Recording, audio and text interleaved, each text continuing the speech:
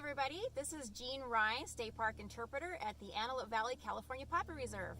And although the park is closed, I'm here today to bring our parks to you while you are staying safe at home from the coronavirus. We do have the park closed now to reduce the possibility of transmission, so we do want you to stay home. But in the meantime, I wanted to show you what's going on out here today. It's April 11th, we're about halfway through our season. But first, I do have to tell you that we are also practicing safety measures to reduce the transmission of coronavirus. I have recruited my husband, Matt Ryan, who is vice principal at Esperanza Elementary, to be my cameraman today.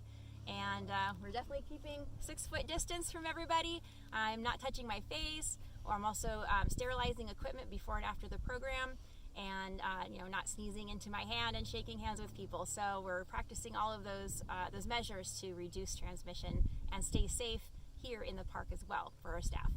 So what we have out here on our trail, we have not just poppies. This is the Poppy Reserve, but we have a lot of different flowers, and sometimes we get poppies, and then sometimes there's other years where the conditions aren't right and we don't get poppies, but we get a lot of other things. So we never really know what the year is going to bring. This year we have patches of poppies, and we're actually having a pretty good bloom. It's like a moderate, maybe even better than moderate bloom. That was kind of unexpected until we got those rains recently, so the Poppy Reserve is actually doing better than we were anticipating. Now this spot right here, we don't have a lot of poppies, but I wanted to show you some of the other flowers that we have. We have a lot of diversity in this spot here. Now, first of all, we do have poppies. Let me show you poppies. Everybody wants to hear about those. Here's our California poppies. Now, a lot of people think that California poppies are opium poppies, but that's a common misconception. They are distant relatives. So we don't have California poppies being used for opiates, but they do have a little tiny bit of that property. The Native Americans, local Native Americans, the Katanamak and the Kawaiisu, they could also chew the leaves if they had a toothache, so they would use those painkiller properties for toothaches. But we have some other relatives of the poppy here.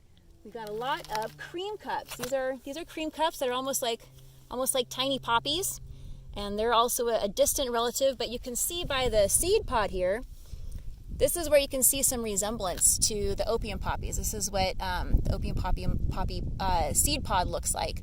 But the poppy, California poppy seed pods actually look much different. I don't have any here to show you, but that's just one of the ways that you can still see that family resemblance. Now, another flower we have here, these are forget-me-nots. We've got a few different kinds of forget-me-nots here. We call this one popcorn flower also. It kind of looks like popcorn. Now, another forget-me-not, we've got a bunch of little tiny forget-me-nots over here. These aren't even the smallest ones. We've got even smaller forget-me-nots that I don't see here. They're just little tiny white dots. But that's just an example of, it's not just poppies here, and if you stop and look, there's a lot more flowers than you may realize if you weren't looking closely. So some other flowers you can see. These are goldfields. Here's some more goldfields over here. Goldfields are relatives of sunflowers, and these little tiny flowers they'll cover hillsides with yellow. Here's kind of a nice patch right there of the goldfields. So a lot of people will see these hillsides covered with yellow, and they're really surprised to find out it's just from this little tiny flower, but a whole bunch of them. And there's a little painted lady butterfly. Now, another flower that we have here, we've got some purple flowers. These are some little purple flowers here. These are red stem filary. There's another one. Red stem filary is not a native flower. It's not a native plant. It's Mediterranean, but it's not invasive. It's not out-competing our native plants, so we don't really worry about it so much. Over here, we've got a beautiful lupin. These are bush lupin here. And bush lupin, they are related to peas, like your peas that you'd have for dinner, pea pods. And the seed pods look a lot like pea pods, but they are poisonous. So just because they look like pea pods doesn't mean that they are edible. And I actually don't see any seed pods yet on here to show you, still early in the season. But an interesting thing about the shape of the flower on the lupin, it's made for bees. So bees can land on the flower, and this little opening here just holds the bee right there, and then they can go and get the food that they want out of the flower and fly away. So they've actually evolved to have a flower shaped just to make things easier for bees, and that helps them get pollinated too and continues their species. So that works out pretty well for them. So some other plants that we have here, we have fiddleneck. We're having a big year for fiddleneck this year. It's called fiddleneck because it's the shape of the neck of a fiddle. And fiddleneck is a native plant that was eaten by the local Native Americans. It was the first fresh green that they could eat in spring after a long winter of not being able to, have anything fresh to eat. But this year we've got a lot of fiddleneck. If you look down over here, in fact over that way, all that yellow over there, that's all fiddleneck. So it's a big year. For whatever reason, the circumstances were right for fiddleneck during the winter time. And there's so many different factors involved that we really don't even know what exactly the formula is for all these different kinds of flowers. So we have a really nice patch of those cream cups down here. It's a beautiful patch with some little patches in between of the gold fields. There's a few poppies in there. There's some bush lupin.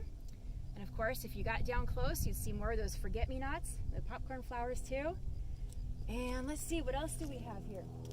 I just think the color here is beautiful. A lot of people come here for poppies, but there's definitely a lot more to appreciate. So we just never know what we're going to have. I think it's about all I wanted to tell you about right here. But we hope you guys are staying home and staying safe. And thank you, Vice Principal Mr. Ryan, for being my cameraman. And we hope to have the Poppy Reserve open again. We're hoping that the coronavirus will be ending soon and you guys can come out and visit us. So we'll definitely let you know when we're open again. So thanks for watching.